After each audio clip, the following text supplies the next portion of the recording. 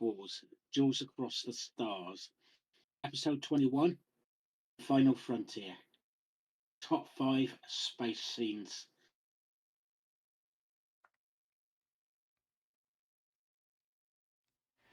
Space, the final frontier.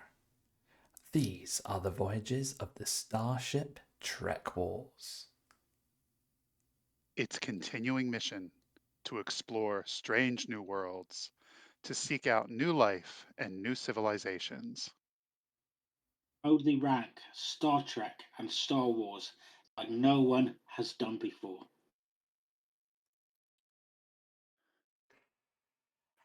Hello, welcome to our 21st episode of Duels Across the Stars. And today we've got another special guest. You've seen how many times is this now? Fourth time or I third Yes. think time? No, this is fourth my time. fourth time. Yeah. And that is our special guest, Arwen. Welcome back to the chat, and thank you for coming on again Thanks. for this. Thank you so much for having me. I'm thrilled to be back. Anyway, I haven't really introduced myself, so I'm Ben, and my co-host or other co-host for this, regular co-host, whatever you want to call him, is Olympus or Tom, whatever you want to call me, I don't care. That Klingon dude, that Vulcan guy, whatever.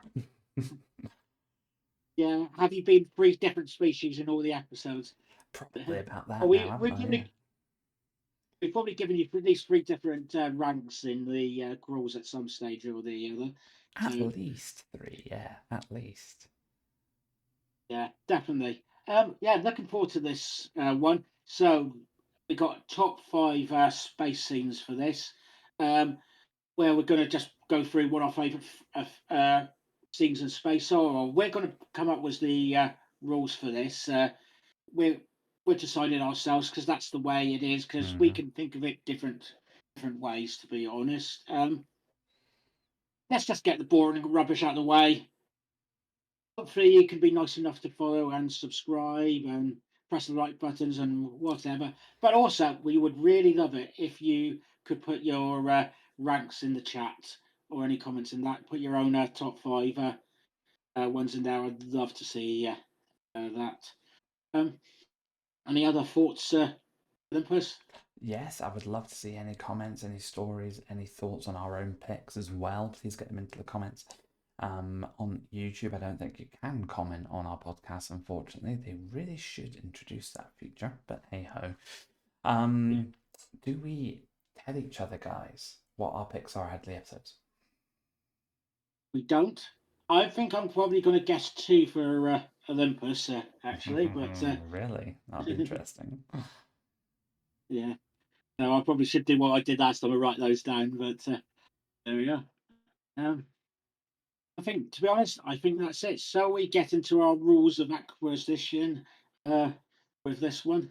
Yes, Arwen, will you So kick us off with your rule? Sure. So these are my criteria. Um, Number one, it must take place in space. I know, groundbreaking. Um, the actions or depictions within the scene must move the story forward. It has to have a cool factor, and I must have had an emotional reaction when I first saw it. fair enough. Nice. Well mooted. Fair enough. I like that. I like that. So, Very well thought uh, out rules, as always. while For you're talking, last Olympus. minute, yeah. Fair enough.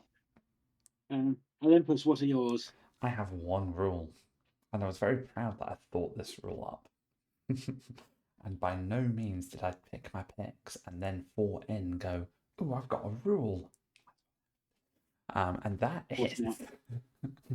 it has to involve a living being, whether it's a human or an alien, and they need to be in space, or like if they're on a starship, a wall blown off and they're exposed to space. They need to be in a vacuum. Okay. In the vacuum. Cool. I like that. So, for me, I went, everything is in space. Of course it is. Even a planet that's in space and the people on it are in space. Yeah, that's true. But so I went roughly defining it similar to you guys. The the vacuum of space had to be a main part of the show of the scene. Mhm. So that whether that is them in a spacesuit in space, whether it's just space, or we could visually be seeing the ships go through space.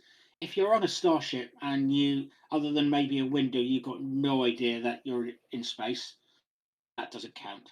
You could easily, for all I know, be landed on a planet and or 10 feet under the ocean, uh, for all I know.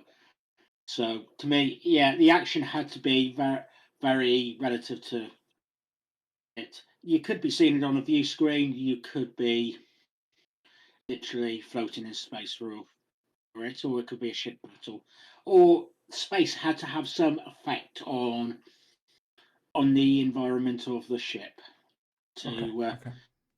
or for example, the environment. It had to have some effect on the scene. Um, that probably was me rambling a bit there, to be honest. So I No, no, no. think ours are all very similar. Yeah. In that case, I think this is one of our quickest starts. So let's go off to number 5. Olympus, do you want to go first? Oh, I will definitely take that for sure. My number 5 is a scene that you see in Lower Deck Season 1, Episode 1. It is Rutherford's date, and he decides to take a little stroll out on the hull of the Cerritos with his date. They're connecting over whatever they're chatting about while there's a zombie apocalypse going on in the windows behind them, underneath them, etc. As they're making up their way from one point of the ship to the other. It was just a very light-hearted, funny scene that I didn't expect or anticipate. We don't get many scenes in Star Trek where you've actually got people spacewalking, so it was lovely. That took me off guard. And just the little humorous quips going between Rutherford and the other characters they're going through it is just beautiful. And you get to explore and see a bit more of the Cerritos as they're doing it too. So yeah, it comes in at number 5, but it was a lovely, light-hearted, despite a serious situation going on, scene which I've always remembered. Isn't that the triggering point when they realise, or at least Rutherford realises he doesn't want to date her anymore? She's not interested in the way the door interacted or something like that. Yeah, so they get in the other side. They fight their way through a corridor, get to a turbo lift. He tries to open it, I think, and it doesn't open. He has to do something, then it opens. And he's like, oh my God, there's a total delay on this. I don't understand what's happened. This is incredible. And she's like, oh, but what about the kiss? And he was like, whatever about the kiss. And she was totally unimpressed. And yeah, that was the end of that, at least for the time being. um, when do you want the final pick, or would you like to penultimate pick? Oh, you know what? Let me go last, so I'm not. So in case we have any duplicates, I'm not stepping on either of your toes because I've done that plenty. You Not do fair enough. not step on toes. Well, I mean, not literally, but yeah. I mean, there was one time. No, okay, I'm going to call you on that, Olympus, because there was one time. I don't remember exactly what it was about, or anything what it was about, but I remember. Oh, it was about it was our droids. It was our first one, You do and remember. you were so excited I could see to talk about Hu Yang. You like and Yeah. like the change on your face. You went. You're quintessentially British. Where you stiff upper lip and all that. At the same time, I could just tell there was this minor darkening of the eyes, and it's just like, oh, this resigned disappointment and then lovely support, and instantly lovely support into my enthusiasm for Hu Yang. So yes, so I'm calling you on that. With the I'm going voice to in my head, respect. with the voice in my head going, I will find you and I will get you back for that. Yes, yes, yes. I'm, but all in the eyes, Oh yes, oh all in nice. the eyes, all in the eyes. Anyway, I love uh, it. because of that, I will go last because I really love to hear all of your feedback and your opinions, and I'm happy to support both of you. Fair enough. In that case, I am going to go next, and this is traveling to a planet, or actually, in theory, travel to planet, and you end up in this what appears to be an asteroid field or something, and then realizing it's the remains of a planet. This is not that part, it's the bit after when they start exploring and they think they find a moon Oh, okay. and they realize it's no moon, it's a Death Star, and then they try to escape and go back and then basically, it's just the interaction in taken into this uh, Death Star and go that just it's a relatively short scene, but it's that interaction between each other, trying to go what's happened here, um, sort of thing. Even though Obi-Wan had that feeling that a lot of people had just died, and it was us trying to work out there, and it's like, what's that TIE fighter doing there? That can't come that far away, and working out, but it was a nice interaction between characters, and we're trying to work each other, all the characters out for the first time, between Han Solo, uh, Luke, and Obi-Wan, C-3PO, and I suppose R2-D2 was in there, but I could not really remember him for um, that scene. But yeah, that's mine. There's not much to say about it. It's one of the most famous scenes around, which I'm surprised is actually made on a list because of that. But I just like that interaction. So It's a great scene. I'm not surprised you picked it. And I do not have much else to say that you have not already covered. any other I will thoughts, be, Owen? yeah, I will be very curious because I'm already starting to see a trend. And if this trend continues, that what makes a good space scene is a gradual buildup of action and suspense. Because what both of yours already have said or have kind of intimated is that what made the scene so great was it progressed the story. Mm-hmm. You know, I mean, you were Yeah, both talking about that. You're both some Rutherford. We learned about the Cerritos. We learned more about it through the tour of the exterior, interspersed with all this craziness that was going on with Yep. the zombie virus, and then they had character development with Samantha, and then you were talking about that amazing scene where like the clues start creeping in slowly that they're in big trouble in in what Ben's case with the reveal of the Death Star. So I will be curious if that continues. Um, yeah, so am I. those are my thoughts. Love it. So I love that analysis. Anyway, number 5. Does that continue with your pick here? That's a question. Oh yeah, I think it does actually. So my number 5 choice is I don't know. I can't build this up. It's one of my favorite moments from First Contact. It is a deflector dish battle with Worf and the Borg. Oh Whoa. no! I'll be going over here now. I had to throw the eyes in after you said that. I had to. I had to. Oh no! Go for it. No, no, Okay. no, no. This is your moment, Arwen. Go for it. Throw everything in. See, this is what I mean. This is what I mean. What a stand-up guy. Um, I'm not gonna say I'm gonna be fairly brief because I'll be curious to hear what Olympus has to say if and when uh,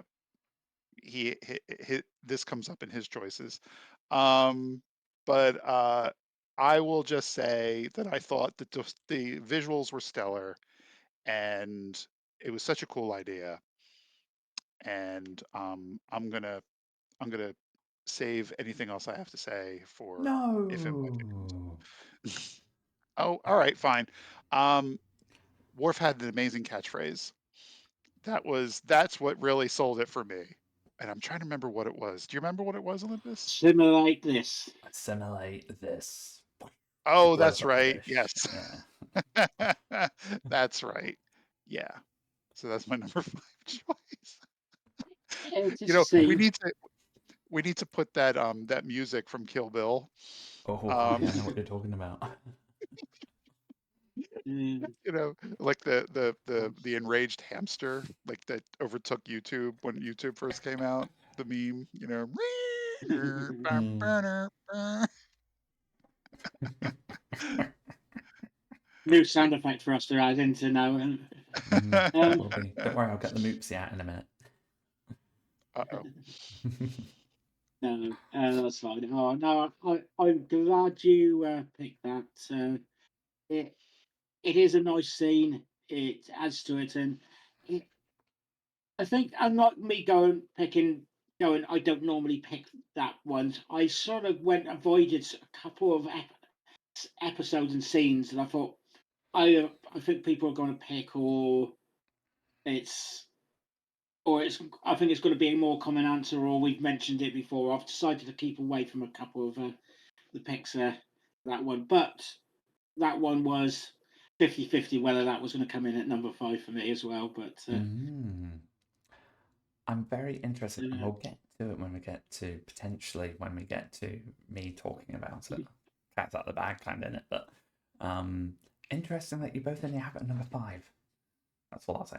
See, you know, that's what I was going to say because I was about to say that that was such an amazing scene and that's number 5.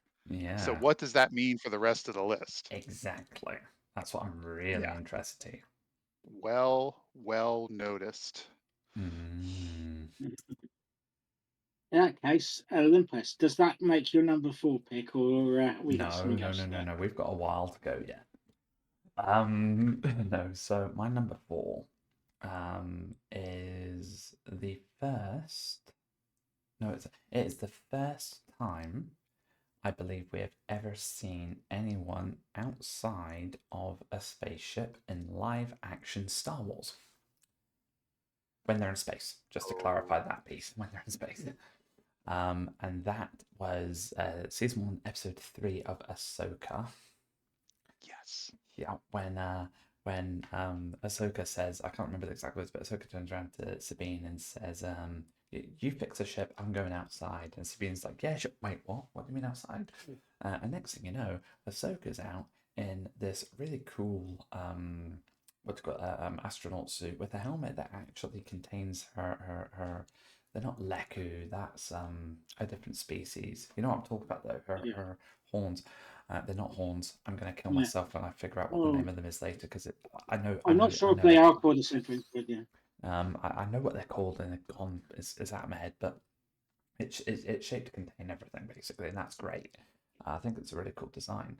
But what's even cooler is she's standing on the wing of this Jedi starfighter, lightsabers out, blocking blaster fire off of oncoming starships and flipping taking them out as well. I think she destroys at least one of them. And then there's this cool little trick that she does at the very end with Sabine's help. Sabine rotates the ship's wings around, which catches Ahsoka and allows her to run back into the ship before she's, well, I was about to say before she's shot, but let's be honest, she wasn't. I never actually felt during that there was maybe one instance where I thought, "Oh, you might be in a bit of danger here," but otherwise, she felt actually quite confident out there. But it was very pretty scene with the planet in the background at points, and it was very very different for Star Wars and worked very very well. So yes, that's my number 4. Are they called Montrals? Montrals. Montrals, Motrals. Don't know. No, I didn't think. Maybe. Yeah. I'm Yeah. gonna have to Google this now. Anyway, yeah, But I fair. can see why But you called anyway, them Leku because that's the Twi'leks. Yeah, yes, exactly. yeah, That's a Twi'lek Yeah, that's the species. Twi'lek. yeah. So yeah. What is her species called again? I can't remember. Chiguta. Yeah. Oh, right. I did forget myself off the top of my head, but I had to remind myself. But, which Right. you can guess by suddenly my head suddenly getting very bright because I've got a big screen there when I look up something. So Oh, okay. Apparently they are called Leku. Oh, Hmm, Hey, learn there you go. I thought there was a different name for them, but never mind. see, audience and listeners, come for the witty banter and stay for the knowledge drops. There you go. so that means Arwen is next. I'm pointing that way because for me he's that way, but I don't know if he's the other way. Is Arwen next? I think you're Yeah. next, Ben. I think you're next, Ben, because Oh, Arwen's am I picked. next? Sorry. Arwen has to go Yeah, last Oh, on this rotation. I have oh to yes, go he last did. this time. I Yeah. tried changing that, but I've seen that. Sorry. Yeah, and I've got that written down here for nice helpful guide for me. I distracted you with the Lekus. That's what it was. Yeah, yeah, you did, and I'm going to stay with the Star Wars theme, and I'm going to get to. I'm going to say one of the more controversial movies, but that's not difficult to say when anything was Disney is now just controversial with everybody's opinions. So, he figures. Anyway, I'm going to go to relative start of The Last Jedi and the evacuation from the car. There is a big scene, uh, basically going from here to there, when they are still trying to evacuate everybody off, and the Empire, oh, not the Empire, the First Order have arrived. And it's like, we need a distraction. And you have basically them trying to cause Poe Dameron trying to cause a distraction. Goes tries to talk to General Hux and the rest of the ships there, and just keep them occupied. And it has its funny moments in that It part, does. and it does. And then just trying to pretend he's not connected, which is great fun in itself. And to be honest, that was the fun bits because, and for me, this gradually got sadder and sadder, and this actually started off basically the whole of the episode where it was just like we're losing hope, and it's like almost the middle scene where it's like they actually can take this dreadnought and then go and Dameron going, I'm going to ignore General Leia. And go, we're going to do it. And they eventually took out this dreadnought. But it's all the bombers going, getting lost, including Paige, uh, Pico, Rose's sister in their attack, but finally getting that off. It's that story of like, just because we can do it, do we actually need to do it?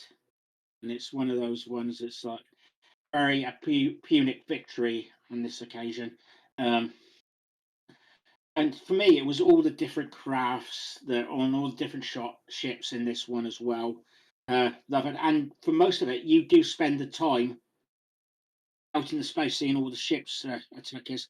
Apart from going occasionally into the bridge of uh, the various ships just for commands or the cockpits of the crew. But yeah, you can definitely tell you're having a space battle here, me, and it was just like for me that was one of the ones that I actually not necessarily got excited for. I got excited for it to start with, and then it's like saddened me as it's supposed to with uh, basically the death scene, and it's basically starts the whole movie of going, we need to, we're not working together, guys. That's and they eventually learn the lesson at the end, which will bring on the third ones. That's just like victory for the good guys. Oh, indeed. As a, Indeed. I think the thing that really gets me about that sequence as well is the music, which Star Wars music in its entirety is absolutely phenomenal, but the upbeat building of hope style music you get at the very start of it is as Poe starts taking out these turrets, and it leads to the bombers coming in, and that great crescendo you get as all the bombers line up and start heading towards the dreadnought is beautiful. It just really keeps the emotions up, and again, the music totally switches and turns when hope starts to fade again. So yeah, if there's one thing I remember most through that scene, it's the music and how that changes and evolves, and how it made me feel throughout all of that. My emotions were up and down like a yo-yo during it, to your point. And also Poe being absolutely hilarious with the phone call prank. That was just brilliant. I loved that they did that. No, I did it. They did make Hux a little bit silly throughout that film, but I can get over that. I can get over it. But it's there's a couple of scenes in that film where the sound slash music made a huge difference, and that It was really one of them. did. Arwen, are you any thoughts on I yours? was just agreeing, and I thought it was. I liked what you said. I liked what Olympus said about the music, and I also thought it was interesting. I've forgotten about that scene, because that scene set up. Wasn't really a B story, but it was kind of like a C story with Yeah. Poe and Leia, and and this Odo, idea maybe. that just because you're out in the field doesn't mean you know what's right. Like Leia had a clear, concise idea of what she wanted and what the stakes were. She had a much higher level view of what was going on and wasn't running on adrenaline. And that came up, if I recall, that came up in that movie a few times where Poe was kind of like pushing up against authority and he thought he knew what was going on and his commanders knew better. And that came out later. So Yeah. that I think that scene set that up, which was interesting. They've never done that on Star Wars before. Agreed. Actually, it's a very Yeah, good dynamic to and see. and yeah, okay. This was saying that actually some people do. Usually, if you've got an overview, you can see everything, and you have got generally a better opinion. But I think it does find on when we get to the next planets after that, where they hide away. That actually, if you do still all work together, you can give your input. We can go, and if you talk to each other and communicate to each other, that we can work this out and work together. Um, that wasn't my point I was trying to make. I'm trying to think of my point I was trying to make, but it's you need the experience from the field, but you also need somebody to sit back and go, what is the overall what is the overall not victory, but overall target is. Well, it's not about small wins; it's about the big win. It's not about the match; it's about the league. Mm. It's not And about it's going interesting. out in the ship and blowing stuff up. I can't remember the exact quote Poe uses, but there's a couple of times again another funny quote. It's like, "I'm going to fly away and kill some stuff." It's kind of like that. That seems to be his mentality, and Leia's doing the whole, "No, that's not the right thing. I need you to be more strategic. We need to think about the bigger picture." And then something bad happens, and he turns to her, and she goes, "Go on, go out and blow some stuff up." Yeah. That's right. That's Yeah, this right. is the right time now. Yeah, This is the right exactly. time It's now. like pick Yeah. and choose the moments, Poe. Um, it's I agree with everything you guys have said. It's such a brilliant sequence. It's a beautiful scene. And now I've forgotten what I was going to say with it. Let's move on. Anyway, finally, Arwen's go. Oh, okay. So I'm cheating a little bit. Um, my number 4 is a composite of scenes that Mm. all that took place over several episodes, but all tie together, or most of them tie together, and they all have this space in common. And this space is the world between worlds, also known as the Virgin Scatter, from Star Wars Rebels and Star Wars Ahsoka. Yeah. I love this so much. I'm just reading over my notes here. Uh, so the reason I picked this was because um, Rebels, Star Wars Rebels what did I write here? Was when the Force outside the Sith and Jedi came into focus. Oh yes, okay. So Star Trek. Cut that. Oh my God, I get canceled. Star Star Wars Trek Rebels. Rebels, guys. You heard it here. Star Trek Rebels. First crossover. I gotta go change my name now. Um, Star Wars Rebels was, I think, the first time that I think the idea had been floated or referenced in Clone Wars and whatnot, Yeah. that there were other Force users outside of the Sith and the Jedi. And Star Wars Rebels was the first time for me that that came into focus into my mind. And the existence of that realm solidified it that the Force was much bigger than the Jedi and the Sith. Um, I mean, I have a line here. A realm outside of our universe where time and space meet fate and destiny. Yes, please. Uh, I just thought that was the coolest thing, and I like that it seems like all Force attuned creatures can have access to it. So they had not only did they have people, but they had the Lothal wolves. Yeah. They had the Morai, Hmm. the owl that follows Ahsoka about. Yeah. Um, and I wonder if other Force attuned creatures can access it too. It was just a cool device that like normally I don't like things where it's like this little MacGuffin where they're able to help a hero character get out of a bad situation. I thought this worked because it added to the lore. It Oh, it sounds does. great. It does. I absolutely love this. I'm so glad you picked it. Um, because it doesn't fit into my rule whatsoever. So I couldn't have it. But you are right. It's used as a mechanism at least once to save an A or B plot character, but that's not the purpose of its existence, and it's very, very obvious it's not. And that reminds me, actually, I need to rewatch Rebels, but I'm pretty sure that Ahsoka essentially time travels Hmm. between when she goes in. I think she goes in at one point in time and leaves like years in the future. So there's Hmm. a gap in time when she's not actually in the known universe at all, Hmm. which is pretty awesome. That's how she escapes Vader. Yes, right. Ezra, That's is it right. Ezra pulls her in? That's Hmm. right. I think I I've need to heard watch that. Rebels again. Ben, you need to watch Rebels. You need to watch Clone Wars. I tell him every Ben, you Rebel. single. haven't watched Rebels. I tell him every No, single episode, Arwen. You have to watch Clone let him Wars. You have say. to watch Rebels.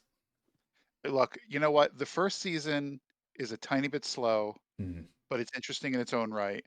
But when the second season hits, you will not be able to stop watching.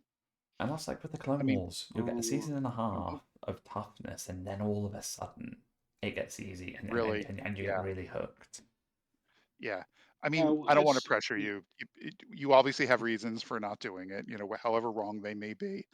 Um, but yes, eventually, I would, I'm going to honor your process, but I think you would enjoy yeah. it.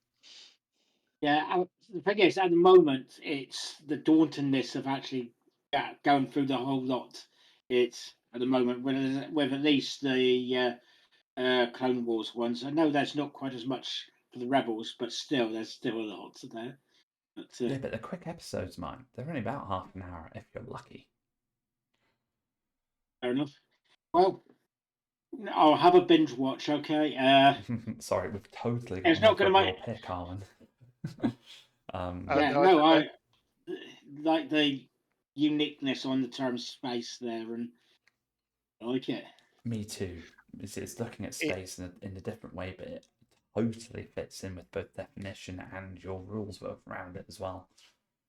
one of the things I love about this podcast that you two put together is your creative definitions and the creative ways in which you think about the topic and how you apply that. And I am much more straightforward. So this is my feeble attempt to match your energy and try to think about space in a new way. Not feeble at all. I'd say you've trumped this. Oh, Yeah, no, and no, no, no, no, that's not true. But thank you. it's one thing I have not actually said, and my shame, I've probably avoided the subject, but I got inspiration from another podcast called Trek Ranks, who do a similar thing, but for just Star Trek, and they do get more niche on on their picks, and it's like I've got to put something in the notes at the end of this, but I've probably got some of my. I don't think I'll go quite as out there as them, but they go with some very out there picks on this, and I've probably had a lot of inspiration from there as well as just watching Star Trek and Star Wars. So, and it was my inspiration for coming up with the idea for this. So, yeah. There you go. Oh no, World Anyway, I'm Between gonna. Worlds. I'll add one other thing. I loved going back there in Ahsoka, and the nostalgia and excitement I had going through. I think it was episode 4, when we were reliving parts of the Clone Wars, seeing characters that we haven't seen since the animated series, and seeing Anakin again as Anakin, not as Vader. I just I I was I hadn't been that excited about Star Wars since I was tiny. You know, I loved it. Absolutely loved Yeah, they did a beautiful job it. with just a few seconds to let people who were familiar with Clone Wars to know exactly what battle they were in Oh and yeah. exactly at what stage and at what time period they were in. That was a remarkable sequence. It was Yeah. episodes 4 and 5. I have in my notes here. Yeah, Yeah. it's like that meme you get. Is it Leonardo DiCaprio on a sofa pointing, going, "Oh!" It's like how many times Yes. did you do that watching those episodes? Because I'm like my arm must have been falling off by the end of it. I was just like, Mhm. it's Mine that battle, too. it's that, Mine it's too. Mandalore, it's flipping Geonosis, Mhm. it's Rex, Rex is there. It's Rex. Yes. Oh, brilliant, absolutely brilliant. Um, and I'll end talking about how obviously force sensitive creatures, species are sensitive to this world beyond worlds. You have Hera's son Jaden. Hmm. Jason, Um, Jason, Jason? mhm, Jason. mhm. Jason, that's right. Jacen, I think it is Jason. Ian. Yeah. Um, he is sitting on the rocks with Chopper, and he's hearing the lightsaber battle in the world between worlds. So even he's got that connection. He's feeling that bleed through happen. Um, Mhm.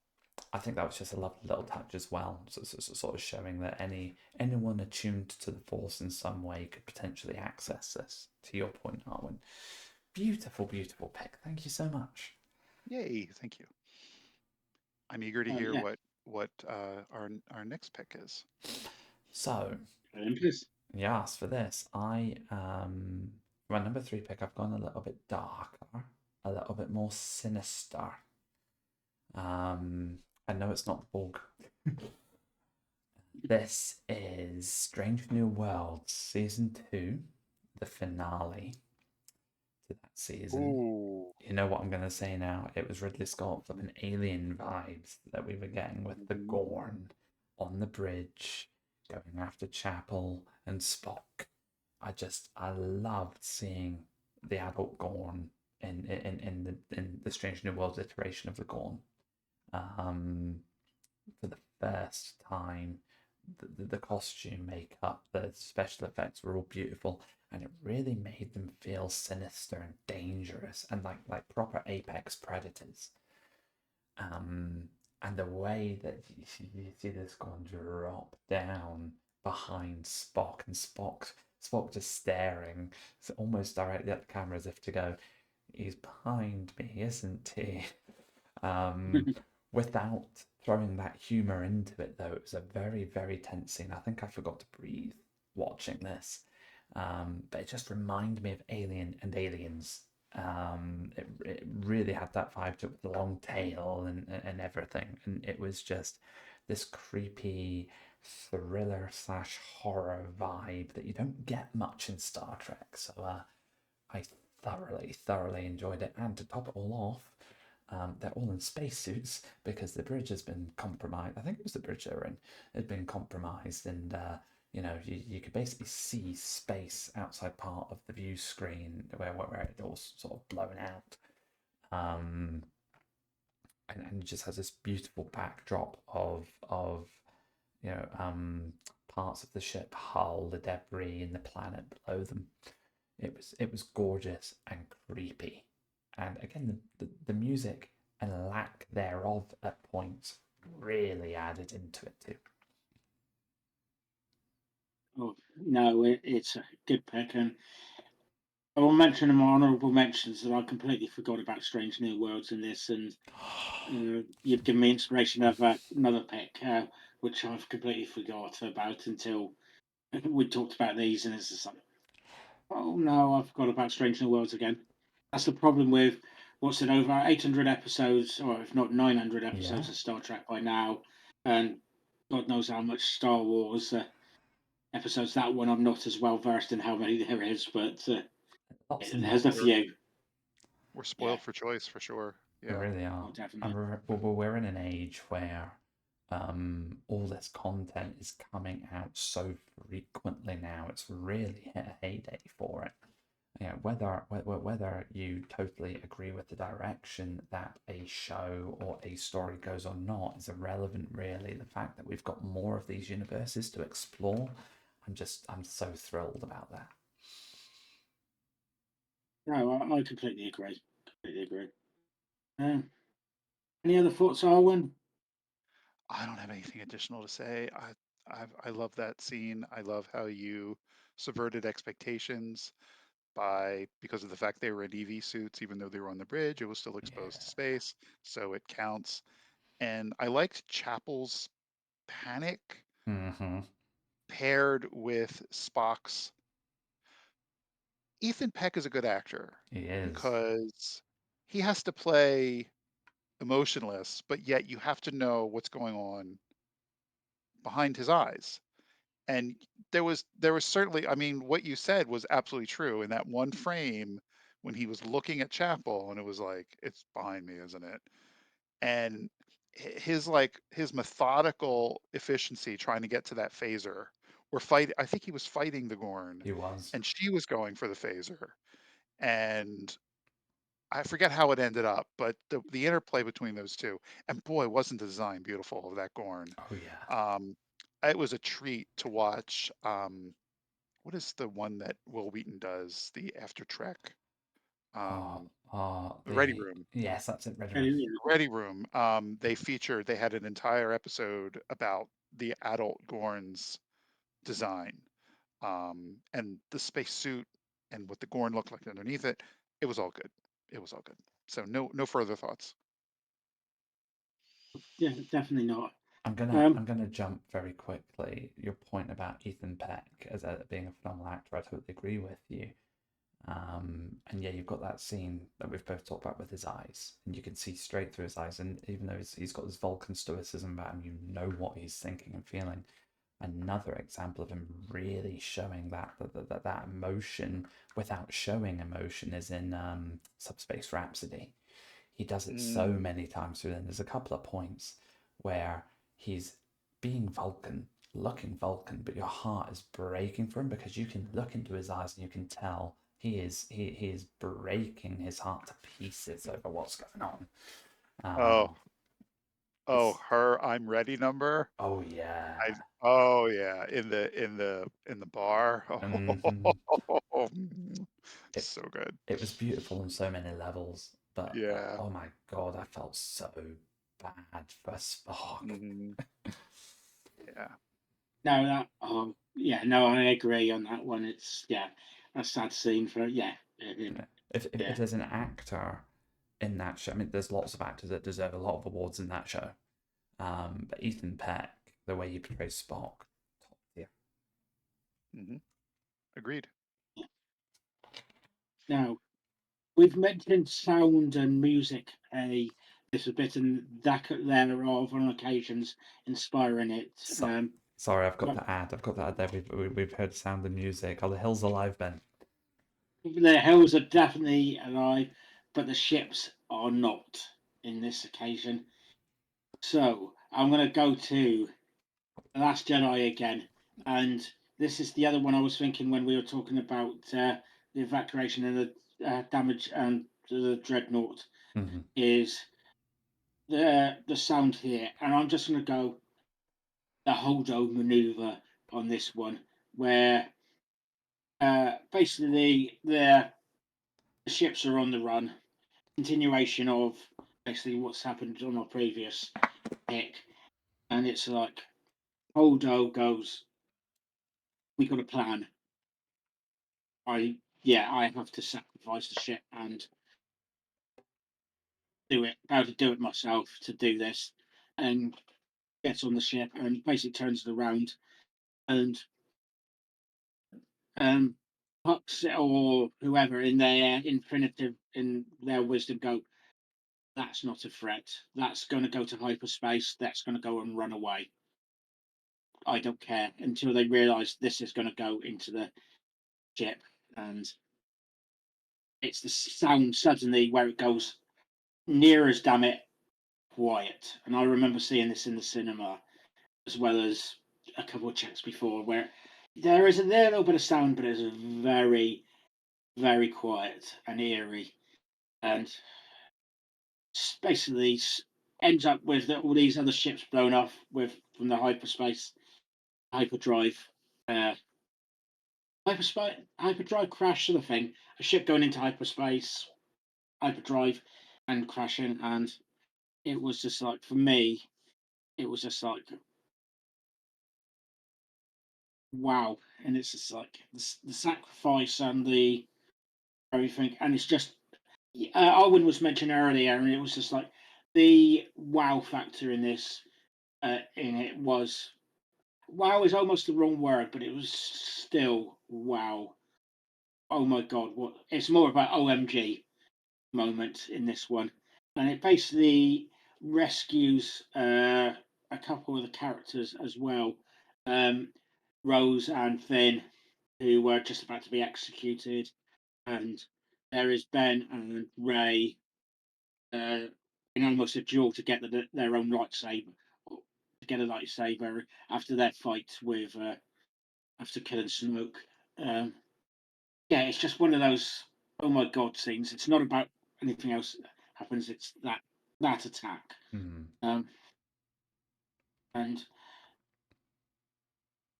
I know some people on this film, it's people have got tend to have extreme opinions now, which is the way of things nowadays for some God knows reason.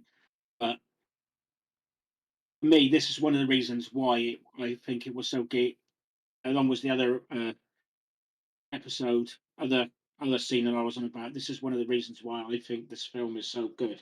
It's because of these scenes and the effects and the music and the way they did it on these Oh yeah, occasions. absolutely. Again, I did think about this. This is one of my honorable mentions.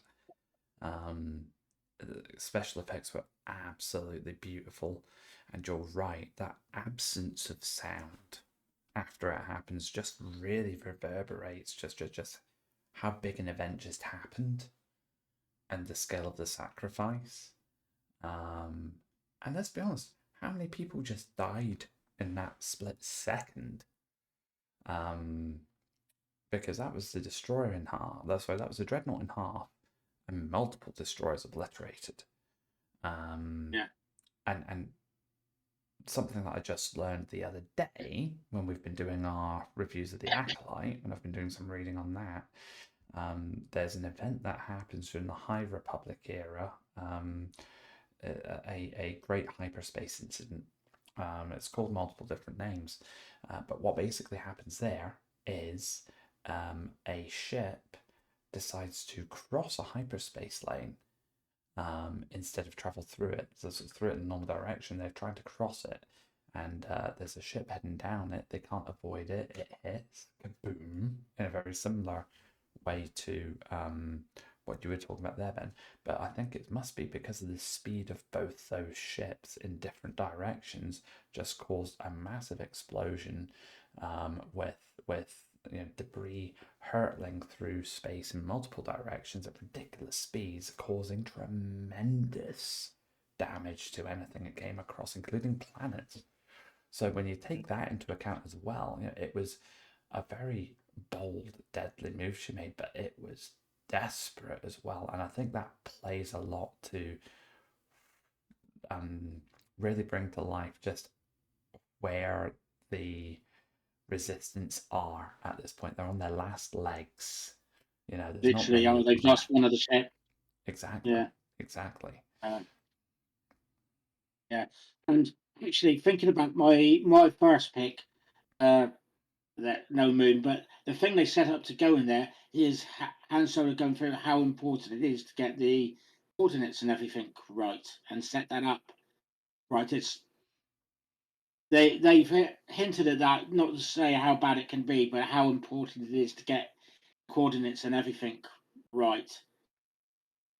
And yeah, and we're finding out some of the things that could go wrong with it. Yeah.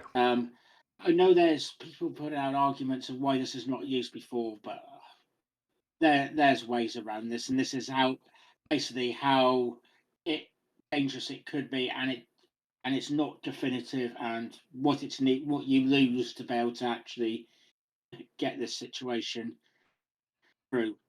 As the ship that's got down, even though it's big, is a lot smaller than the Death Star. Yeah. So if you tried this to the Death Star, I don't think I think you would barely do any damage to the Death Star with that, even the same kind of incident. You've just reminded me of that scene in Lower Decks where this energy ball comes into the ship and comes across Mariner and Tendi, and he's like, "Die, mortals!" And they grab him, trying to stick him into a jar.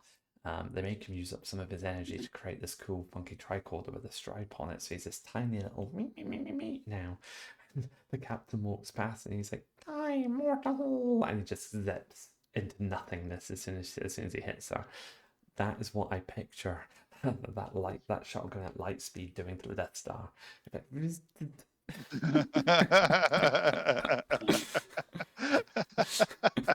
Yeah, I could see Yeah, that. Ah, that's a good comparison. fair enough. Okay. I like how your brain works. Thank you. It's so random. Anyway, so I think our wins go this time. Have I got it in the right order this time? Yes, you have, Yes. mate. Yeah. So we're on number 3, right? Yeah. Okay. Yeah. Oh boy. All right. Number 3. Riker throws an asteroid. Oh yes. Slash Nebula jellyfish babies. Mhm. Star Trek Picard, season 3, episode 4, no win scenario. One of the best Um, episodes of that season. yes, without a doubt. Uh, I think it was a masterclass in pacing and writing. Yep. Talk about desperation. I'm just going to read what I wrote here. Tactical innovation out of a combination of desperation, defiance, and anticipation of escape is so delicious to watch, because Riker was just thinking on the seat of his pants at that point. Oh yeah. They were in desperate straits. They had come up with this amazing plan to use the pulses from the nebula to recharge the nacelles. And there was some complicated stuff going on there, and it looked like they were about to escape. And then there's the Shrike, right? And Yeah. Riker's just like, I've had enough of this nonsense. I've had enough of this moopsie, right? And just in that moment, the brilliance, uh, and then beauty and life spawning from tragedy and loss. That was so poetic. Mm-hmm. I have something else right. Oh, and then okay, so there's that. I'll let you chew on that for a second, and then I have one more thing I want to add. I can't say anything. You're absolutely right. And as I said, this is one of my favorite episodes for all these reasons. It was Star Trek. It was just pure Star Trek, start to finish. I cannot add too much more from what you've said. The very end of the previous episode is when I first got a real sense of just the gravity of the situation, how different it was from their time in the Enterprise when Riker turns around to Picard and says, "Get off my moopsy bridge. You've killed us all." Mm. And that, again, I sat for about 2 minutes afterwards staring at a black screen, kind of going. Yeah. And that continues at the start of the episode, that they're in such dire straits, but it just comes together so beautifully. They find their hope again. They work together as a team. And there's a theme from the last couple of picks as well. Ben, you mentioned this one of your previous ones, how at the start they're not working together, things are falling apart. They find their flow, they start communicating, they start working together, and they turn it around. That's when the hope reignites. And that's what you see there too. They're the only bits I could really add. You summed that up so beautifully. Mm-hmm. Thank you. What do you think, Ben? No, I like this, and I completely again. I'm like Strange New Worlds. I've sort of forgot about Picard when it came to doing my picks here, and it was just like, oh yeah, I'm yeah. No, I'm glad you get there. And to be honest, I have not got much to add, but yeah, it's some of the. I know it's an old trope, and thing is, as we've said, we've got how many hours of we're starting to count in Star Trek's definitely getting into episodes because I'm probably aiming for 1,000, but it's going to be soon that we're counting in series because it's easier to count rather than hours. We're going to repeat stuff. We're going to have that story of losing hope, gaining hope, having a bit of tragedy, have that argument together, and getting back together. And you're going to have those fight scenes again, and it's just like, of course, we've seen it all before. It's all out there. Everybody can see everything now. But it's the story and how we get there, and them playing with us to get there and enjoying these characters together. It's yeah, we got to go there for the ride, for the journey. Let's say. Mm-hmm. Yeah, and And agreed. And there was one other thing that I wanted to mention about that episode, and that this is something that I think I might be wrong. This might be my incomplete memory, but I think Star Trek has a history or a tendency to do this a little better than Star Wars, and that's to show, and most of it, and I will throw Star Wars a bone and say, a lot of the stories are around Jedi, and you don't really get to see their emotional repercussions because they're so stoic. Um, but I think Star Trek is very good at showing the emotional consequences and how people are emotionally affected and the trajectory of their life changes by things. Yeah. And what I'm referring to in this particular scene was Riker calling Troy afterward once they got communications back.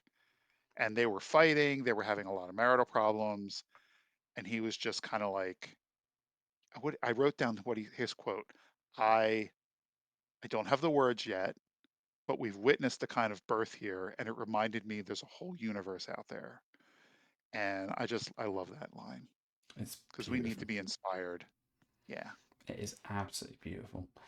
The emotional toll of things changing direction. Another example of that is the best of both. The best of both worlds, part 1 and 2, and then the Hmm. episode directly after that, which is it called Family? Off the top of my head. Family, which is one of my top 5 Star Trek Next Gen episodes of all time, Same, easily. exact same, and it's because it's showing us that this is not just a case where, oh, a big terrible thing happened now, let's all move on again and carry on with our lives. No, there's serious repercussions, especially on a personal level, and you get to see that through Picard, which is a character up till that point that you don't see a lot of emotional exposure because of his position, because of his authority, because of that wall he feels he needs to have up. So that's yeah, another good example. The other one is All Good Things. You see a good Mm, chunk of that again in All Good Things. very, very much so. yeah. Um, and I know. Okay, I've got two, one for Star Trek, one for Star Wars here, and because both of them are valid, especially in this conversation, is Star Trek is the Roddenberry idea, the Gene Roddenberry idea out there that everybody gets on in the Federation. It's all rainbows all the time, which is fair. I can see that, but it can that's not going to that's not completely realistic. But I do like the idea that it is not far off being realistic. But it's the you you will lose out on story if you don't have a little bit of conflict, occasionally, or a bit of argument, or petty squabbling Yeah. between people. And uh, the Star Wars version of it, almost the other one, is the good versus evil side of it. Good versus bad, and the Jedi are all good, and the Sith is all bad. And again, it's not the same. It's not one shade of good. It's not one shade of blue, and it's not one shade of red. There is a little bit of difference into that one, which is, I think, not a very common one, but I have seen that in one of the moans towards, like the Acolyte, for example. Um, I didn't see it towards a certain other Andor series, but again, it's because that one ended up being popular for. I'm not going to say for some reason because I enjoyed it, but it wasn't mentioned as much there that you have bad people the, the there. the Acolyte's a great example, actually, and the Star Wars creators did something very brave with that show that that Lucasfilm have never done before, and they need to be commended for that. They've taken Agreed. a story, exposed the Jedi as not being the goody two shoes that everyone thinks they are, Hmm. and had the bad guys win in both veins, in both sides. Spoiler alert. And I will, We're weeks past now. They both the bad guys on both sides win. Very very and brave move. true. And I will Yeah. say this because both Ben and Olympus are too noble to do so, but I'm not. If listeners and viewers of this podcast, if you are interested in in-depth commentary on shows like Star Wars: The Acolyte, may I recommend that you pop over and look at Ben and Olympus's in-depth episode reviews of The Acolyte, which were had many fantastic moments. Thank you so much, Arwen. Yeah, too Really nice. did. I haven't had a Yeah, chance too to see nice. all of them yet. I'm still going through them myself, but I've been enjoying what you guys have been talking about. Well, thank you. Just wait until you get to the second last episode we did. I get quite Ooh. emotional. Um, Ooh. yeah, let's just say because you've told, or you've been able to tell watching what you've watched so far. I'm very very constructive about the show, and I've been really enjoying it. I got Yeah. frustrated with the finale. That's what I'm going to say, guys. If you want to see me getting frustrated, take a look at those reviews. Yeah. And luckily, I didn't go off on the big rant that I was going to go on, but I I was had like, to yes. restrain myself. I was like, come on, Ben, it's your turn. And yeah, in the final episode, it was just me going to go off on a complete and utter run. It was just a small rant because I split it out between us over the final roundup episode. But it was anyway. Next, round two. So, ding ding. Oh, Change the subject. So, it's me, what are isn't we it here now? for? You're up, Yeah, Olympus. Oh, such sweet sorrow. Such sweet sorrow. That is the episode title there's an for. episode there. Yeah, it is an episode for, and I love the Shakespearean wording, the Shakespearean vibes, the Shakespearean influences in so many Trek shows, especially TNG. I mean, you get so many actors that come from theatre as well that move into Trek, and you get a lot of it from them too.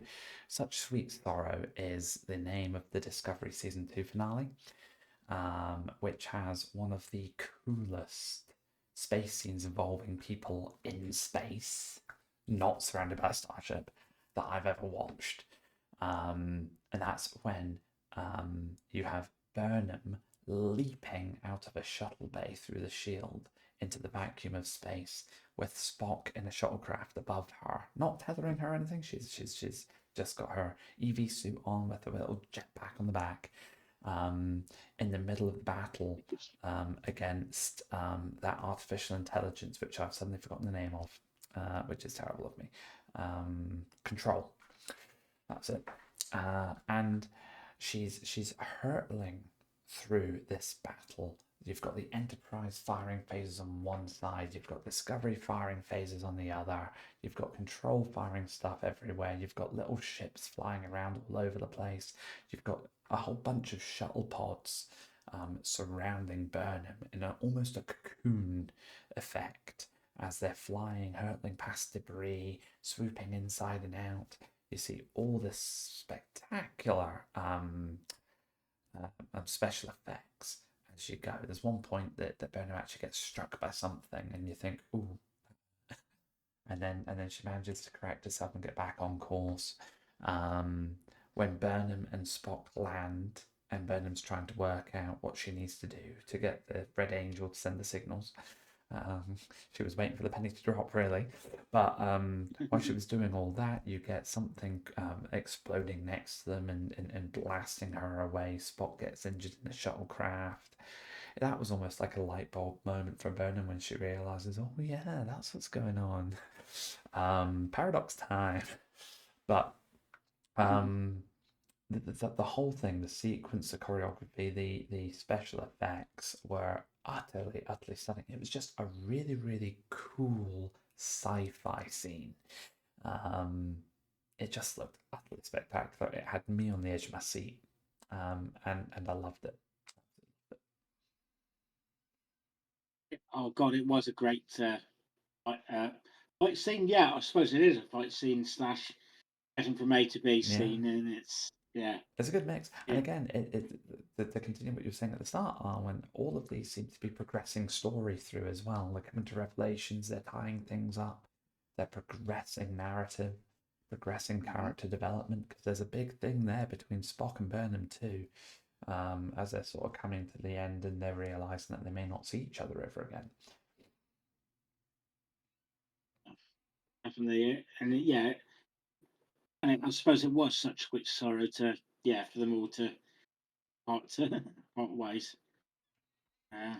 and send it all away into the future. Yes, at which point Discovery's fan base suddenly splits in a way that Star Wars has. But we won't get into that. Again, I'm all for, I've got my own opinions on where I would have liked to seen stories go in different directions, all that jazz. You know what though? We need to, as you've said in the past, Ben, sit back and enjoy the ride, because we're not in control of what stories come out of it. Let's just enjoy the universe that they give us, because it's a hell of a lot more Star Trek and a hell of a lot more Star Wars than we have ever had before. Oh, definitely. And different types of stories. I know we used to have like 20 episodes a season, or 20 plus for each one, but with some of these combined, it does add up. I know I'm talking about Star Trek a lot here. Star Wars, there was barely any TV series, if anything at all. There was a couple of things in the 70s slash 80s, but no, it was literally just the films. And yeah, I am glad they're doing a couple of different things in there. And Bear in anyway, we're mind, getting digressed again. yeah, I'm going to keep digressing for one more second, sorry, but bear in mind as well with the Star Trek side of it, when you had the 20 to 30 episodes a season, they were episodic. They were all majoritively individually contained stories. You might have a higher level arc playing through a season, but the actual stories that are being told are all separate. You don't get that modern day in our new Treks. And that's probably why the shorter seasons work quite well. Yeah, and you get lost sometimes. It's like, what? Why is that? Why does that not matter? And Also, you get the odd filler episode. That are a lot of filler episodes, but some really, really bad ones. At the moment, I'm thinking Move Along Home and Deep Space Nine at the moment, but it's just like, oh, it had some good sides, but Skin, generally it was just like, Skin of Evil per Tasha. was actually, yeah. Hashtag justice for But there Tasha. was good parts in that. Too soon. There was really good parts in that. Yeah. No. Do not talk to me about Skin of Evil. Anyway, I have Nope. held a grudge on that episode since I was like 12 years old. I would love to get into. I'm being genuine, right? We should actually do. I've just an idea. We should actually do a reviewed video on Skin of Evil to give you the opportunity, Ben, to show me a very different way of viewing it, because I am very, very one-sided on that episode, and I'm aware of it. So I need to get myself out of that to be totally reflective. okay. This is maybe the inspiration for something we do in the future. We've got Skin and Indeed. Evil. I know there was something I think I said way in the past. One of Owen's previous thing is like we need to. I want to talk with an American about this, and because of the topic, I will be straight to the point. It is, yeah, and I think the producers of that show were right to the point about American politics. Anyway, I'll shut up on that subject, but that's another case for another day. Sorry, I'm rambling. Yeah, I'm. DM me on Discord. It's the Yeah. first time, Ben. You say you ramble a lot, and I never think you ramble. I always follow you. That is the first time in 21 episodes that I've not been able to follow you. I don't know. It's all in here, to be honest. So it's there. Hey ho. Still 21 episodes. That's pretty good going. Yeah. Well done. So anyway, isn't this the point where we edit somewhere? Possibly, but I think that was a really interesting steer. Where were we? What were we talking about? Anyway, my number 2 pick. Ben's number 2 pick. There you go. Ben's number 2 pick. There you go. Okay, so we're going to Voyager in this case, into the Delta Ooh. Quadrant, and this is from an episode called Day of Honor, and 2 characters end up in space together after one of them has a really, really bad day, and they end up to Lana Torres and Tom Paris out there holding for dear life, running out of air in their EV suits, and you'll have Torres having out her undivided love basically towards Paris. It is near as damn it the start of a. It is the start of one of the best relationships, if not the greatest relationship on in Star Trek. Tom Paris and B'Elanna Torres. It's everything. They had to abandon ship basically, or abandon shuttle pod, and yeah, they were dying. It's the conversation between them, both in the last blink, and yeah, the blossoming of a great relationship. In my opinion, not much else to add for in my opinion, but there we are. How did I forget about that episode? I'm so glad you brought that up, and thank you. I'd totally forgotten about it. And you're right. It definitely blossoms the best relationship in Voyager. Probably one of the best relationships in all Star Trek. I'll give you that. I can't remember what our picks were for couples, Olympus, but I'm sure they were on there. I cannot remember if They they were must number have one been or in not. some. We're gonna have to go back and watch it again. And if they're not in there, we need to give ourselves a slap. But yeah, brilliant pick. I'm smiling right now because when I didn't have my list together last night, and I was chatting to my husband before we were going to bed, and he went on a 5-minute diatribe about how great that scene was. Because I mentioned, I'm like, I'm trying to think of scenes in space, and I'm blanking. I'm having trouble. I'm like, I can't figure out my top 5 because there's just so many, and I'm not sure.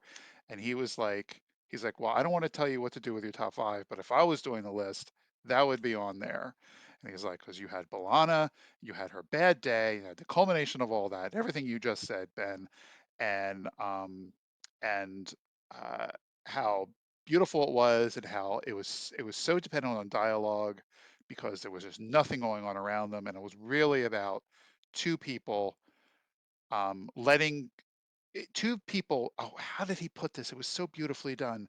Two people in EV suits, in protective EV suits, but somehow it was at that moment that they were able to let their shields down, Yeah. and be real with each other, and really see each other, even though they were in EV suits. So somewhere he's going to be thrilled when I tell him that was brought up. So well done, Ben. Thank you. Yeah.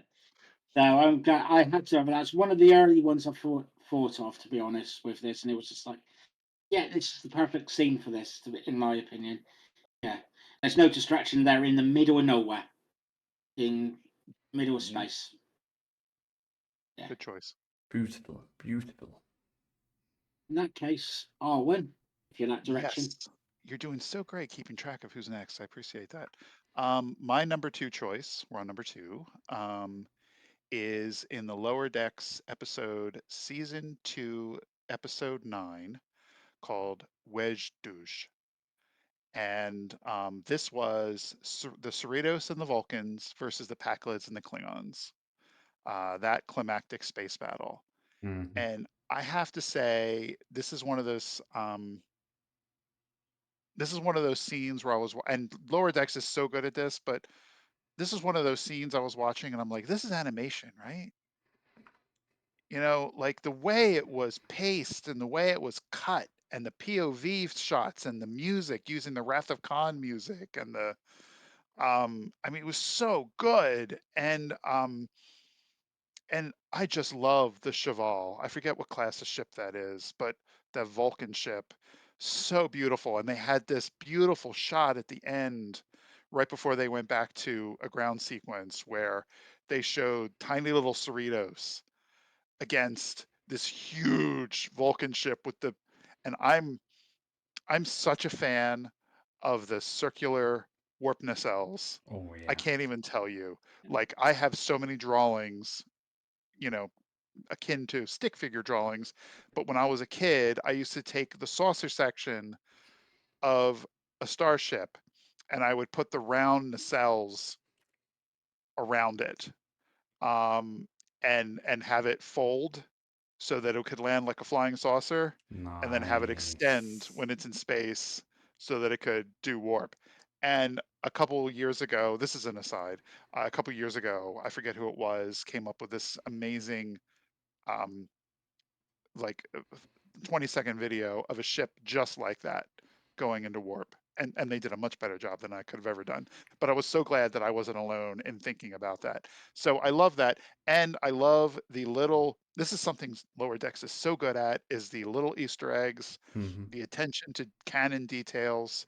Like for anyone who plays Star Trek Online, and flies the Vulcan ship, that the Vulcan ship comes with, was it plasma weapons, plasma beams? Believe it's plasma weapons. Yeah, I've And got that ship. I've got the one you're talking about with the circular yeah, nacelle, and you've got the little uh-huh, shuttle thing in the middle that little comes out shuttle as that well. comes out. I played Yeah, that ship.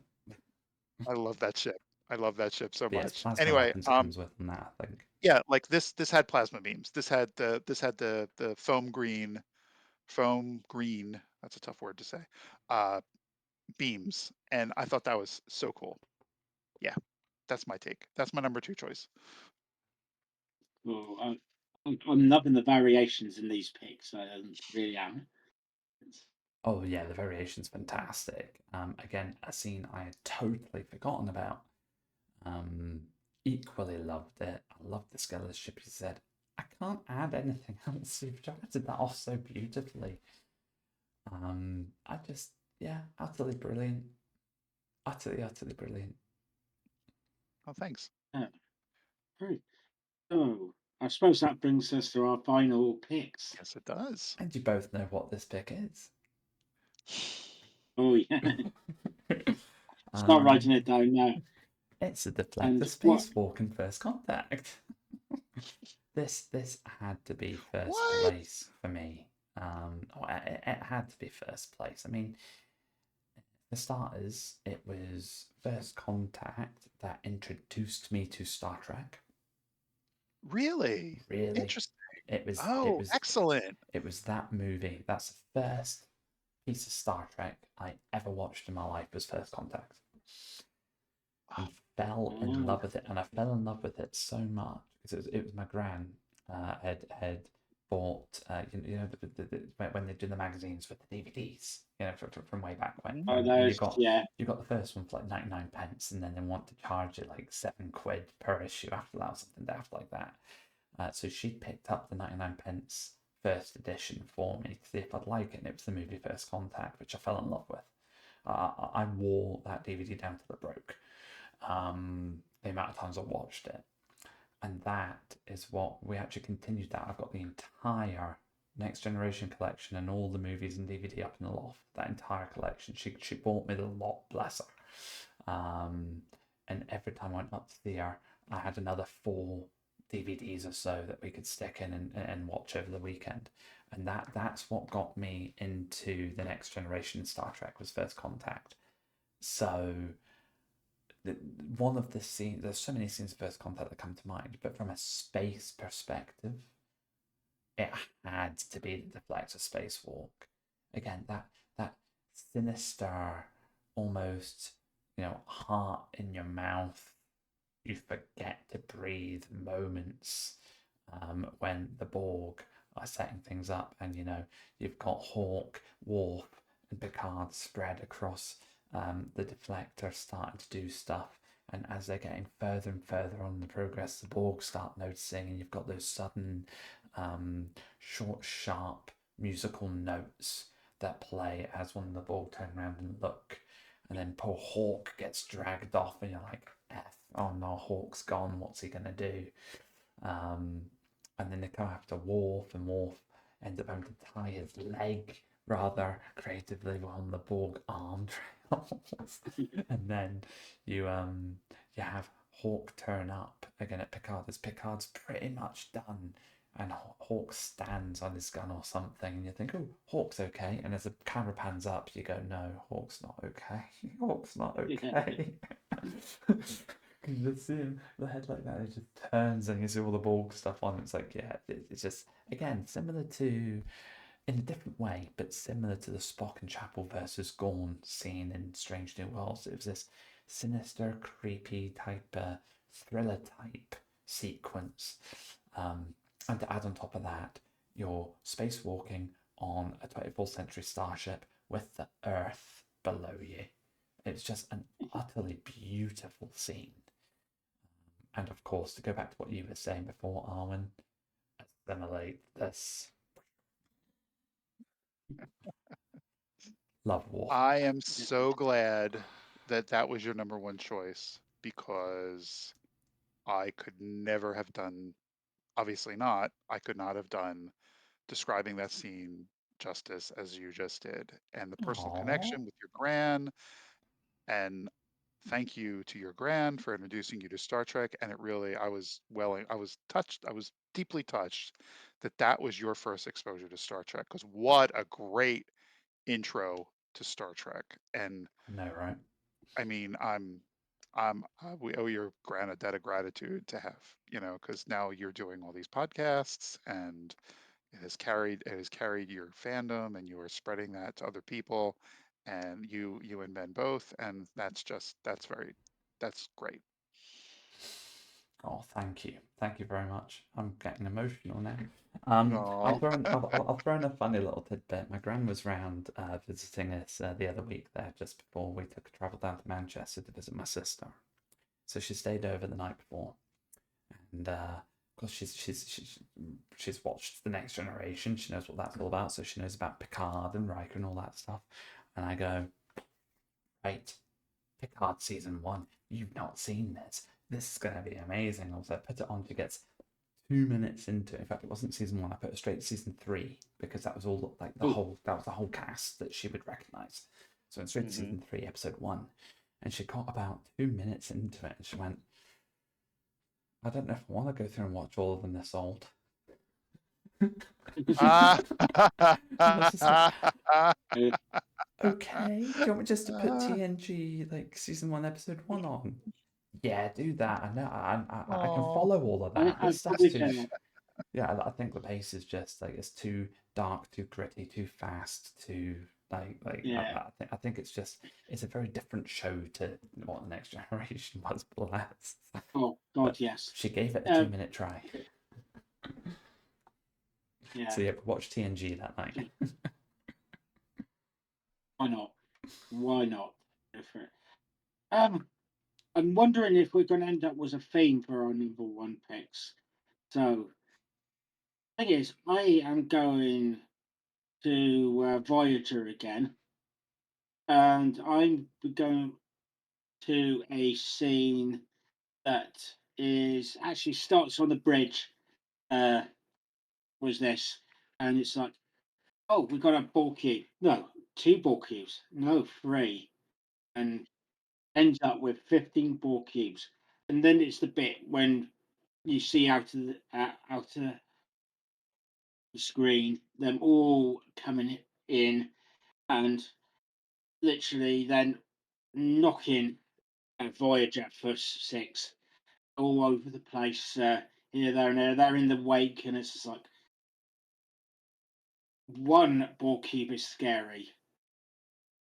15 of them that suddenly, for the most part, ignore you and come back, have a quick look, and go, nah, you're not important enough, and go away. I think that's probably more scary, especially with like the 15 minutes of build up you have in this Scorpion Part 1, where basically these guys are going into the Dragon's Den, and it's just like we're expecting hell here, and what's more hellish than hell when it's not doing what you expect it to be, and it's just like that's creepy, especially with what we seen as fans at the beginning, a mysterious thing taking out two ball cubes, and that was nearly in my pick as well. And it's like, oh my god, what's happened here? We're supposed to be scared, and yeah, that's that's the we're in Dragon's Den, and we're in deeper pool than we probably realised here. Yeah. I mean, actually, yeah. First thing I thought when that yellow beam obliterated two ball cubes is what the moopsie can just wipe out two ball cubes. And then you see the 15 ships flying past with a little look. It's like, nah, you're fine, crack on. And you're going, what requires 15 ball cubes? That then, by the way, get Yeah, obliterated. yeah. What the If hell they will hadn't take run in them the on and wins? yeah, if they hadn't got decided to go, actually, let's just creep through and we'll be fine. We'll keep out of the way. It should have been when they found them all obliterated and gone. That's it. Sod it. I'm either going out the other way and go camping somewhere for holiday on that planet, or sod it. I'm running for. Yeah, just warp 9 and engage at Balana. You're not allowed to turn that engine off. It can blow up. I don't care. You're keeping it on. We're getting out of here. Yeah, yeah, and Yeah. yeah, it's one of those ones where they ended up making a pact with the devil, and it's it, and you ended up was one of the best characters in Star Trek, in my opinion. But Yes, out of that, I but Amen to that. yeah, absolutely agree. She's utterly Yes. phenomenal, and I love that we got her back to flesh out her character even more in Picard. Hmm. yeah, Who doesn't love Fantastic, 7 of 9? fantastic character, fantastic person, just fantastic all around. I'm glad, Ben, you mentioned that one. That one was on my honorable mentions, almost made my list because you talk about stand up out of your seat moments where you're like this. I mean, that was me the first time I saw that. I was like, what is going on? And there was a moment after that in space, a little later on down in the episode, that I almost mentioned too, which was when A472 caught up to the Borg cube that was tethering Voyager along with it. And the Borg cube did the coolest effect. It, it was so innovative for the time in the early 90s, where it spun around like multiple directions at once, like firing different arcs, and at the same time it pulled Voyager. It pulled Voyager in front of it, so it was between Voyager and the Undine. Yeah. Well, A472. I don't know if Undine is canon for them, but that's another Star Trek Online reference, people. Yes. Yeah, like, and then the ship explode. That was just sublime, Yeah. That sublime, is almost sublime. another scary bit, is them defending Voyager. Yeah. It's Hmm. like, I suppose it's Yeah, in their interest, to be honest. So yeah, strange and yeah, bedfellows, right? yeah, and their Yeah. ability, yeah, to do walk, talk, and yeah, walk several directions and talk several languages at the same time. It's like, oh my god, yeah. Mm, yeah. But again, that's not much to say about this one, but other than it's just like, yeah, that effect of, yeah, imagine some like 8, 10 ton trucks, or I don't know how much the tonnage of trucks are nowadays or lorries, but yeah, just coming straight past you and go, what the, okay. And Yeah. worry, and then just finding them crumbled all on the floor. It's like 10 miles down the road. Like, yeah, you would be, yeah, baffled. Absolutely. Anyway, I don't have much more to say to that, so I'll win. Oh, so my number one choice. I just want to make sure Please. I'm not okay. Yes. All right. My number one choice it's Star Wars. We're jumping over to Star Wars. It comes from the Andor series, season 1, episode 11. The episode is called Daughter of Ferrix. And the scene is when Luthen was escaping the Imperial arrestor cruiser. I don't know if you remember that scene or not, but it was so cool. Basically, Luthen was just coming out of planetary orbit, and we've heard, like, everyone throughout Andor was kind of giving deference to Luthen as running this nascent rebel cell before it was rebels at all, and everyone, but you didn't really see why they were. You didn't see his skill. You didn't really see a lot of. I mean, he was well connected. You didn't really see why he was in charge of things, and then he was pulling out of orbit with his super cool ship, and an Imperial arrestor cruiser stopped him, and he tried to talk his way out of it, and they weren't having it. And then he went to make an escape, and the escape was what made it so cool, was because he tricked them into using their tractor beam to trap him, and then he tricked them into ramping up their tractor beam all the way. Like, he would incrementally try to escape by incrementally raising the power of his engines and forcing them to put their tractor beam on full blast. And then he had that cool ship droid, and he was like, deploy countermeasures. And then all these metal shards got sucked into their deflector dish, their tractor beam emitter, and boom. And then they sent fighters after him, because you thought that was it. And then they sent fighters after him. And then he had, come on, horizontal cutting beams on his ship, and he did that little spin, and he cut all the TIE fighters that were around him in an arc, and then took off. And my favorite moment was the Imperial captain thought he had this guy. He thought it was a routine thing, and then this happened in front of him in real time, and the look on his face, it was like, what the moopsie just like happened? Like, he just couldn't fathom. Like, he couldn't figure out. It didn't make any sense to him that this person escaped. So that was the coolest moment for me. Wow, I totally So, forgotten about that one. That's 3 in a row, I think, that I've totally forgotten those scenes. Utterly brilliant. I'm gonna have to go back and watch Andor now as well. I've definitely, only yeah. watched it once through, and that was a while ago, so I'm due to watch it again. You are right. The special effects were brilliant. It's not the choreography, but you know the what he did with the ship spinning. And what I love about shows like Andor is they take that sort of original trilogy movie aesthetic of the ships and space and how that looks. They've managed to make it look a bit more polished, a bit more modern, but there's something about them that they keep to the original trilogy. You know it's the same time frame. The way that Yeah. the lasers fire, it's the color lasers, the way they fire, the sounds they make, the way the bigger ships move. You can just tell they've kept some of that older style of of of special effects, and it works so well. Mm.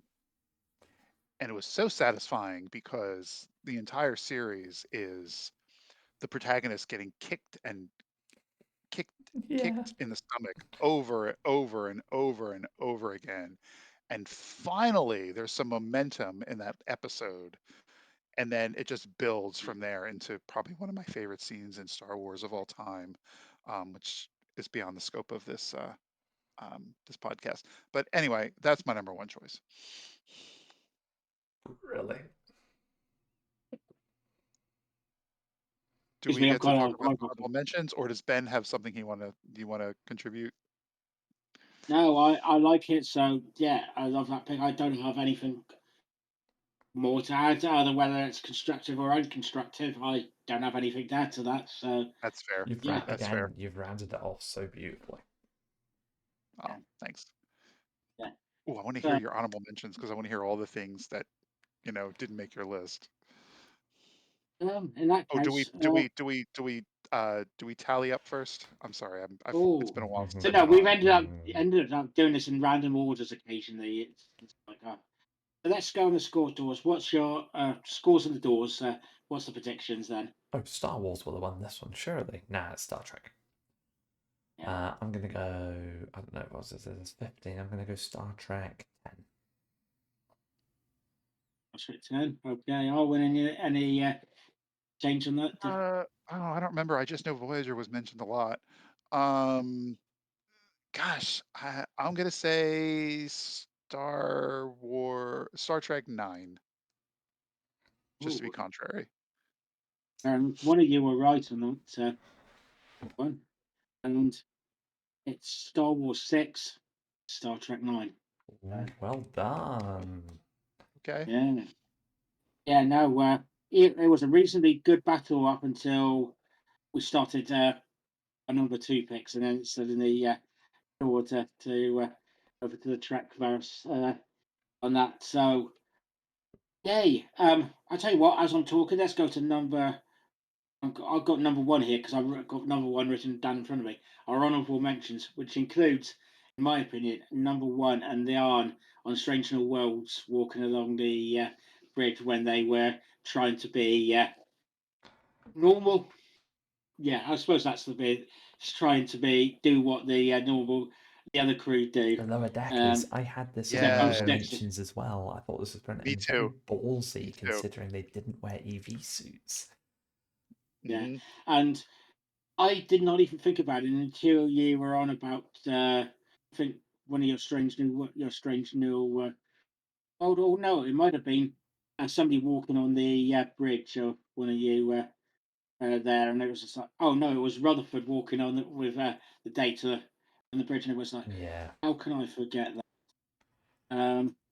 In your I defense, was I in, forgot about it as well until you brought it up there.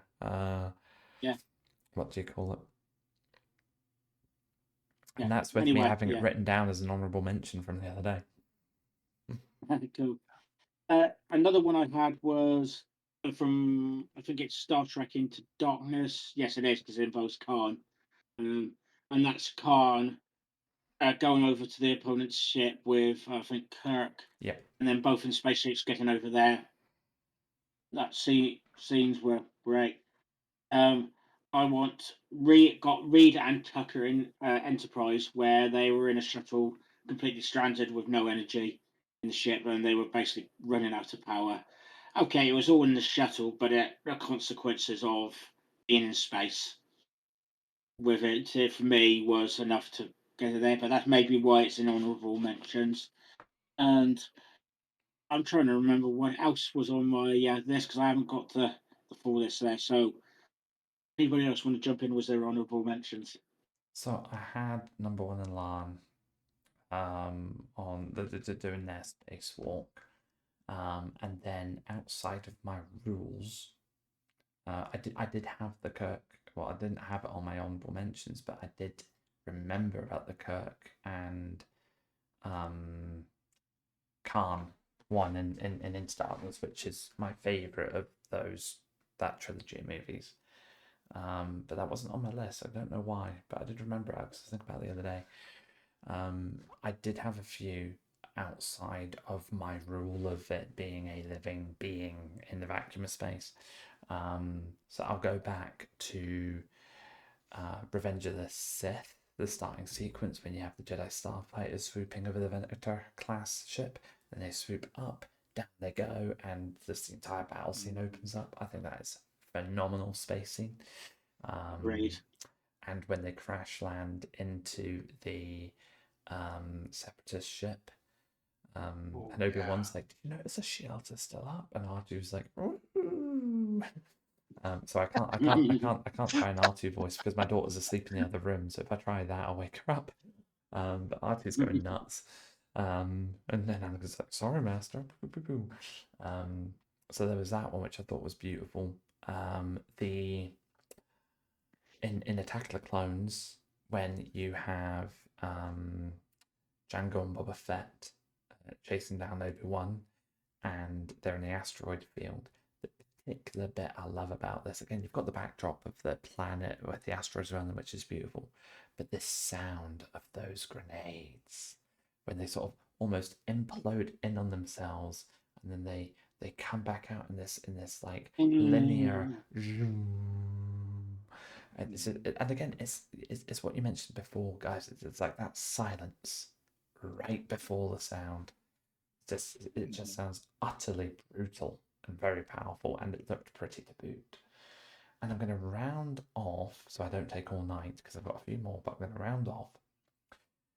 You see it a couple of times, but the first time you ever see this is an encounter at Farpoint when Riker. In fact, no, sorry, it's not Riker that does that. Riker brings it back on. It's when they do the source of separation for the first time before the star drive goes back to face Q.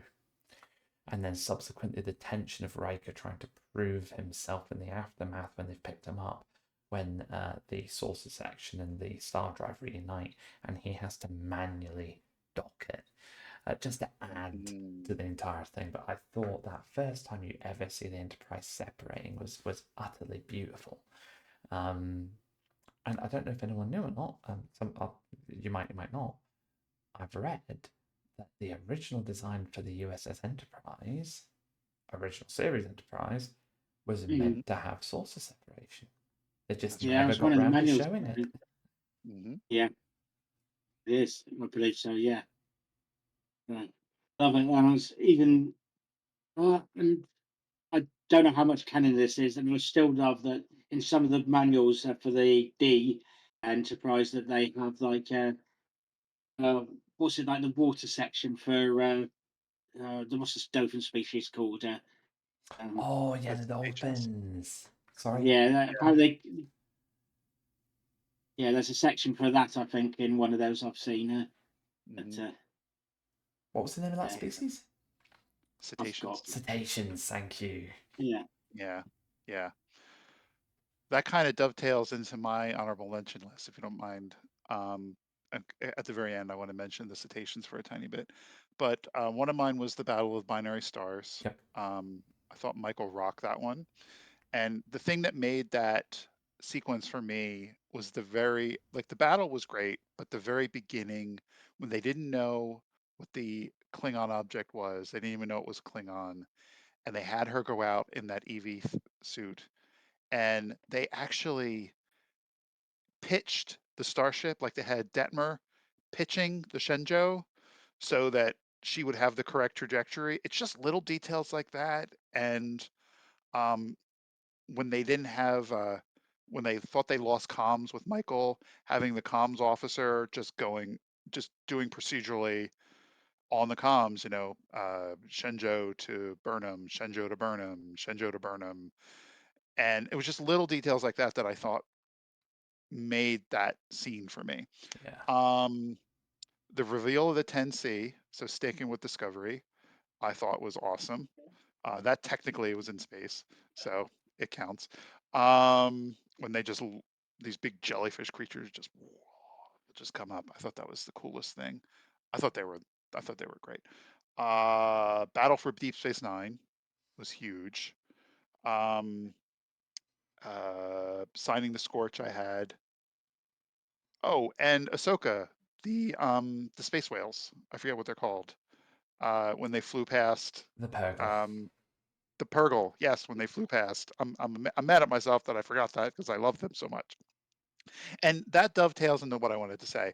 Um, I almost put 2 intro sequences from Star Trek Oh, into so tempted to do that as well. because Strange New Worlds, I would say Strange New Worlds, and I want to throw some love to Prodigy too. They have, and I know this might be a hot take, they have my favorite intro sequence. Yeah. I mean, you can't argue Next Gen, you can't argue DS9, you can't argue Voyager even. Those and the original series, those are all classics. But in contemporary terms, and Prodigy's is just beautiful. And I want to throw some more love to Prodigy too for their current season with Cetacean Ops. I don't know if you've watched the season Not yet, yet. but Not yet. No. it is the most beautiful depiction of cetacean ops and a practical application for what the sentient species do who are cetaceans in cetacean op to help navigation that has ever seen. And it tickles me to go back to what you were saying about the Star Trek D technical manual, which I still have on my shelf somewhere from the 80s. And just that a little detail about cetacean ops on a little map somewhere or a little chart, and a little MSD, um, that has blown into the whole lower decks thing, and now Prodigy. So Yeah. that tickles my teenage heart because I love the cetacean ops, and those are my honorable mentions. Well, now I cannot wait to watch Prodigy because I get to see more of the cetaceans in season 2. I've only watched the first couple of episodes of season 1, and it is on my to-do list to watch properly. It's just I keep getting interrupted. It So is very much season 8 Voyager Light. awesome. Yeah, it's wonderful. Okay. It's wonderful. It's probably some of the best Trek they've ever put out. Brilliant. I'm looking forward to it. I have been hearing amazing things about it. The only other thing I'm going to touch on is when you were saying about Starship pitching, that reminded me about something I've seen come up on social media, and I've talked about it before as well. Now, no matter what, in any, it seems in any Star Trek TV show, whenever you come across another ship, they're always facing each other the right way up. And a lot of people are commenting sort of like, well, that's not realistic, is it? And other people going, well, hang on a minute. It makes more sense to like make sure you're angled the right way as you approach each other, so there's no confusion. You can align to get shuttles back and forth and all that stuff. That makes sense in my head as well. Lore-wise, that's good. But someone call me a liar if I've got this wrong. But I'm pretty sure it's Star Trek 2009, one of the very first scenes when you've got the Kelvin coming up against the I've forgotten the name of the ship now. The Not Scimitar, is it? Not the Scimitar. No, that was from Nemesis. Ramses, yeah. But it's the Riemann Romulan Borg enhanced time travel ship. Right. And the Kelvin is like upside down, or it's upside down and squint compared to this other ship here. And I thought, for the first time ever, I'm like, well done, JJ. That is what you would expect to see in space. Yeah. Good callback. I forgot about that, but you're absolutely right. So Yeah, more of that in Star Trek would be pretty cool. In fact, Mhm. didn't they do something about that in Lower Decks? Oh, I have a damn feeling it. they might have, but I You're cannot right. I remember don't remember. I thought details. I could have been dreaming it. To be fair, I do have some crazy Star Trek dreams. So Oh, that's an episode all on its own. it really is. Oh, there you go. Top 5 dreams of Star Trek. Maybe not. Some Fair crazy enough. stuff Yeah, happens. yeah. To be honest, I probably don't want to go there. To be honest, and Uh, at least giving up my things, but that's it. That's a different story, as we said. absolutely not for top 5. So, anyway, let's say I'll tell you what, Owen. If you want to be found, where do you want to be found, or anything you want to shout out? Oh, okay. Yeah, so I'm not very much on social media, but I season 1 of the new ELH Star Trek Adventures Second Edition series called, I hope I'm not scooping anything, but it's called Star Trek Scylla, Scylla. Takes place in the Picard era, and I am been very lucky to be invited to be a part of that. So I'm going to keep any other details, but that will be on Monday evening starting in August, streaming at 6:30 p.m. PST, which I think is 9:30 p.m. EST. And unfortunately, most of you will be asleep, but it is available on VOD on YouTube within a couple days after. And that's where you can find me. Thank you for doing that. As I say every time, he is one of the constants in the Star Trek Adventures role playing games and putting content out there and stuff. So I need to watch him a lot more. But I have enjoyed the content that he has done when it comes to Star Trek Adventures stuff. So uh, Olympus, where can we find you? So you can find me on Twitter, on YouTube, on TikTok, on Twitch. I always forget one thing. Twitch, at Olympus0511. If you put Olympus space 0511, you'll just get a list of cameras. So if you like cameras, awesome. If you put Olympus 0511 without the space, you should get me followed by a list of cameras. Win-win. Yeah. Yeah. Oh, I don't know why I double winked there, but I should have just done one. um, yeah, no, Where can and we you find can you, Ben? find. Oh, thank you. You can find me on YouTube at TrekWars and Fantasy. If you are watching this on YouTube at TrekWars and Fantasy, you can find the show and other stuff on Duels Across the Stars on Apple Podcasts and Spotify. Um, you can also find me on Twitch at TrekWars and Fantasy, where I do my live streams as well as on YouTube if you prefer, whichever you prefer. And one of the things I have done recently is that it's only basic one, but I'm hoping to get into some of the bigger, more impressive ones later. And to keep up to date, I'm on Twitter at TrekWars Fantasy because there's not enough letters to have an end. So, And wasn't one of you, at least one of you, broadcasting a live play of Star Trek Resurgence? Is that right? oh, That is that's that. me. Oh, both have you done Okay, as well? But I have recently as well. Yes. No, I awesome. was Yeah. pointing that way at Ben. Okay, Uh, okay, thank yeah. you. Yeah. No, I've done my second one of this one. I'm at a point where I'm slightly stuck, and I think I was tired at the end of the night, so got to try to resolve that. But yeah, uh, I'm going through the Star for Star Trek and Resurgence. I would really like to finish that because I'm enjoying it, and it's a lovely story. It's just like a series of Star Trek Next Generation episodes, isn't it? It's brilliant. Oh, I agree, and that's why I'm liking it so much. I like something that say Star Trek Online, which is great, and you've got lots of combat and visit a few planets. This one, yeah, it does feel like you're in an episode, and you get to play bridge crew and you get to play lower decks. It's a very good mix. It's good fun. I'd recommend it to anyone who's a Trekkie. Oh, definitely. And anyway, I'll just say thank you for watching, everybody, and may the force be with you. Thank you all. Thank you again for joining us, Simon. May the force be with you. And live long and prosper.